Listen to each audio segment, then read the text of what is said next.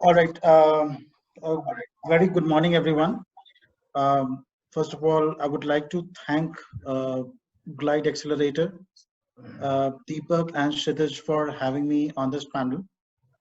And I would like to welcome all the participants and attendees on this platform. And Deepak, thank you once again for the beautiful introduction of mine. So, but I would still like to recap a bit on my introduction so that people can learn a bit from it. Then, in the second part of my discussion, I'll talk about my entrepreneurial journey and learnings if people would want to take. Then, thirdly, I would talk about how technology is changing the landscape of education. And lastly, I will talk about MeritRoad. So, starting with my brief introduction, uh, I completed my BTech in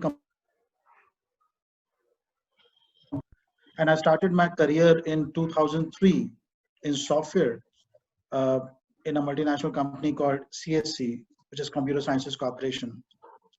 So for almost 16 years, I worked primarily as a core technologist in various giants like Sapient, Global Logic, Asia Systems, and large part of my professional career, for large part of my professional career, I was oscillating between US, Canada, and India. Now, I also work with some of the leading Fortune companies such as Goldman Sachs and Royal Bank of Canada, and they also happen to be the top banks in US and Canada respectively. Now, having said that, I come from a very humble family in Lucknow, and I say that not to dramatize this conversation or story, but what I want to share with my audience today is that if you're coming from a humble family, it gives you a lot of natural immunity, which really helps you in the long run to grow professionally as well as personally. So that's my message to people who are coming from slightly lower sections of the society. Uh, Now let's talk. Deepak, there's a bit of a noise. I don't know if Yeah, others can be put on mute. yeah. 1 minute, sir. Yeah, please continue, sir. Yeah, all right, thank you. So now, and what I learned from it. So uh, while I was working full time for a company in early 2017, I launched this company called MeritRoad. Now, I was managing two things. During the daytime, I was working full time for the company, and evenings and nights were spent on MeritRoad. It was a nightmare duration. It was a nightmarish period because I was getting drained out completely. I was not able to, there was too much of context switching, but then I had to do it because it was not easy for me, or in fact, it's not easy for anyone to leave aside a full time job, which is paying you decent, and then get into a startup, which is completely new in terms of business model, which hasn't been tried. So I thought uh, I wanted to give 1 year so that I can test MeritRoad. I can see what is the market response of MeritRoad, and if I see something positive coming out of it, I'll go all out. So now, almost a year and a half, I learned market dynamics, improved the product, and I nearly faced all the challenges that any digital marketplace would face. Like we talk about eBay, Amazon, or any digital marketplaces of the world, they all have faced. And if any one of you are really interested in understanding those problems, uh, you must read an interesting article by Bill Gurley, which he wrote in 2012, which very beautifully consolidates the list of all the challenges that digital marketplaces faces and how to overcome them. Now, I'll come back to my introduction again. So, uh, as I said, this a year and a half was very draining and traumatizing, and on many occasions I felt like giving up. But then good things happen at the end of every hard journey, right? There's always light at the end of the tunnel, as people say, and that's what happened in early 2019. So in early 2019, we made few changes in the product. Uh, we added few better offerings to the customer, and most importantly, when we expanded our operations, when we expanded MeritRoad operations in Delhi, we started positive things, happening. Uh, and in next 2 quarters, we were able to break even. So this is when things started moving in the positive direction. And then I left my full-time job, got into MeritRoad full-time, and today we are at a point where we have a lot of tier one coaching institutes or corporate clients on MeritRoad network. So let's talk about my learnings from my entrepreneurial journey. See, I basically learned two things from my journey. The first thing is that you should always believe in your product and idea. There'll be many times when people will come to you during initial days of your startup and they say, what you're doing is making no sense, or there are many other players in the market doing same thing. So you'll be shocked, and so you have to stick. You have to believe in yourself. You need to have faith in yourself. Nobody's going to trust you, right? And on this point, I'll give you a important story. Like back in talking to NIT, like which is obviously a very big brand, to come to MeritRoad network, and the discussion did not go in positive direction, but then it actually took the direction of a spat. Basically, we had a verbal spat. But then I was able to convince them, and today, as I speak, I'm proud to say that after nearly 1.5 years of engagement of NIT with MeritRoad, they are one of our preferred partners, right? Now, the moral of the story is, again, as I said, like when I entered this market, like NIT was and is the market leader in its space in terms of training, technology. And MeritRoad was just a newly born baby. Now, if a newly born baby is telling an adult, boss, I'm going to teach you something, adult is not going to accept it, right? So the baby has to come up with something creative. And in MeritRoad, that creativity was technology. We use technology in the best possible way to convince all the adults, so-called professional adults in our space. The second learning was, or is, I will say, always have a great team. Have the best team you can afford, because we should never encourage mediocrity. Do not have people in your team who are performing average. Have exceptional performers, right? And of course, people may argue and say, boss, in a startup, resources are limited.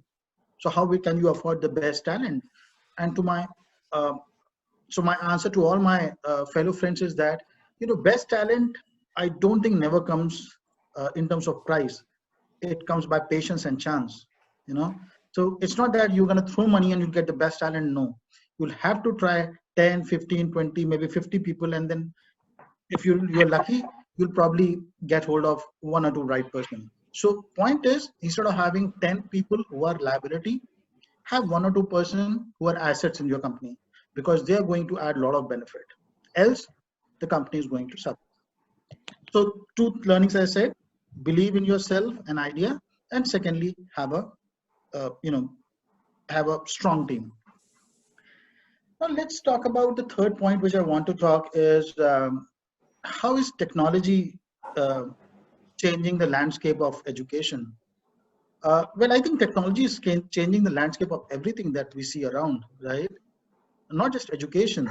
You talk about retail, e-commerce, transportation, logistics. anything and everything that is looking to scale up is relying on technology. And not just scaling up, right? If you see the crisis, the COVID crisis that we had, you know, uh, things like WhatsApp, Facebook, internet, mobile, these are all creations of technology, like all inventions of technology. If we did not have these things in the first place, I don't know what we could have done, right? Because imagine if we didn't have mobile or internet during this COVID times, what would we do? I mean, right now we are talking because of technology. So what I'm trying to say is technology is something that is impacting everything in positive sense, and education happens to be one of those things under the big umbrella. But I'll stick to my topic, as in why is technology impacting education and how is it impacting.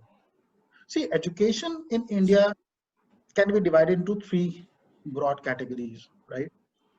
One is organized sector, which is colleges, universities, schools, where, you know, to a larger extent, online education has been accepted. The schools and colleges have gone digital. The second aspect is coaching institutes, which is largely what MeritRoad is doing. We are trying to aggregate them.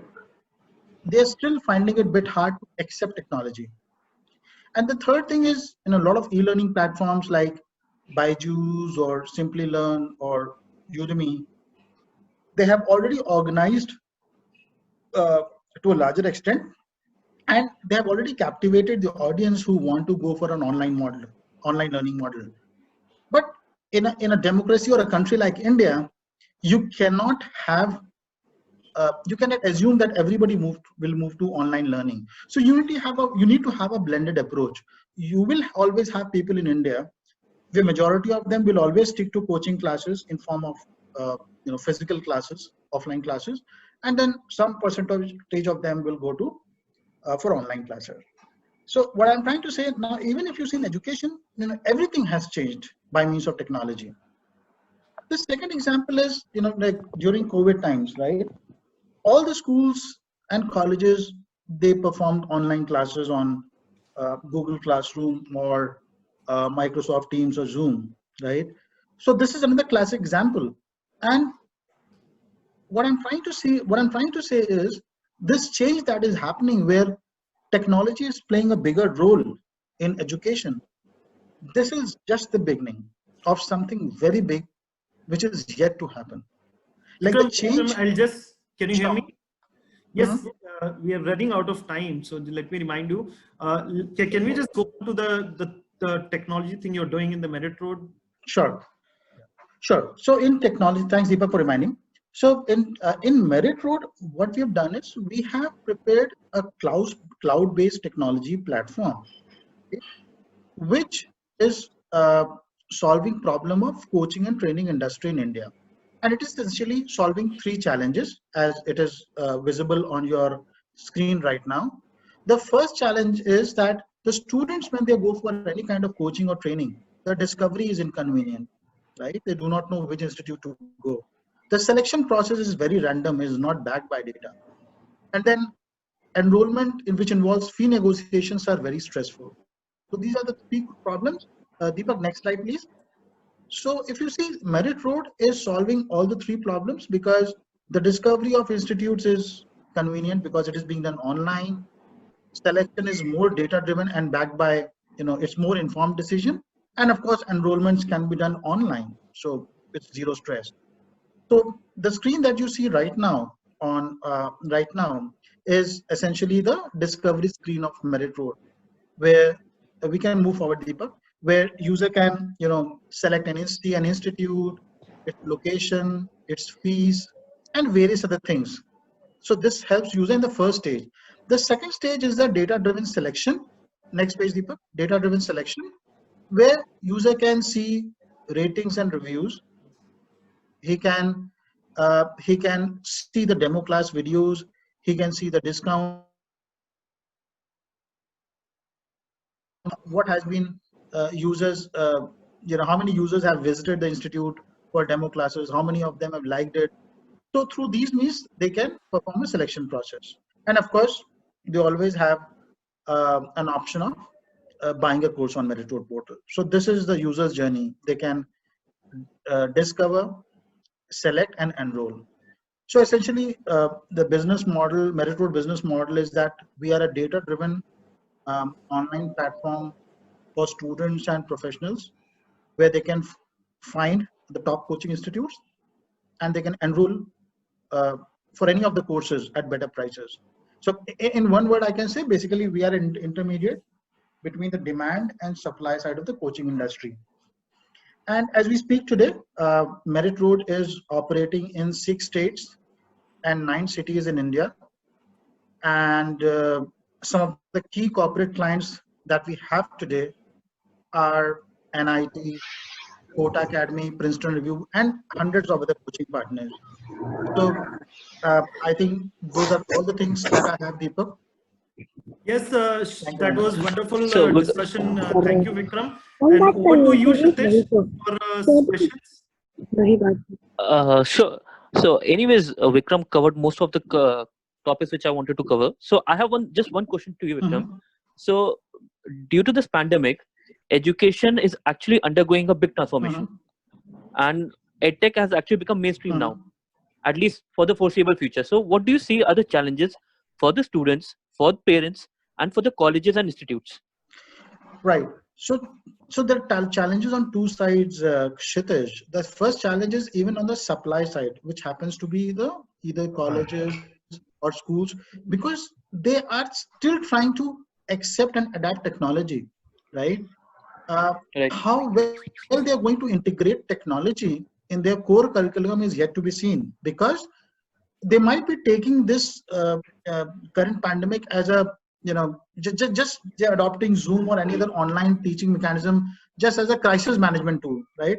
They may say, hey, you know what, Right. 3 months down the line, if things improve, we'll go back to offline classes. So what is yet to be seen is supply side going to accept and continue with technology integration. Coming back to your question, students and teachers and parents are really going to have a tough time, because as parents, we've been telling our kids not, to spend as little time on screen as possible. Now today what is happening, since they have to do online learning, they have to stick to the screen, which is really contradictory, right?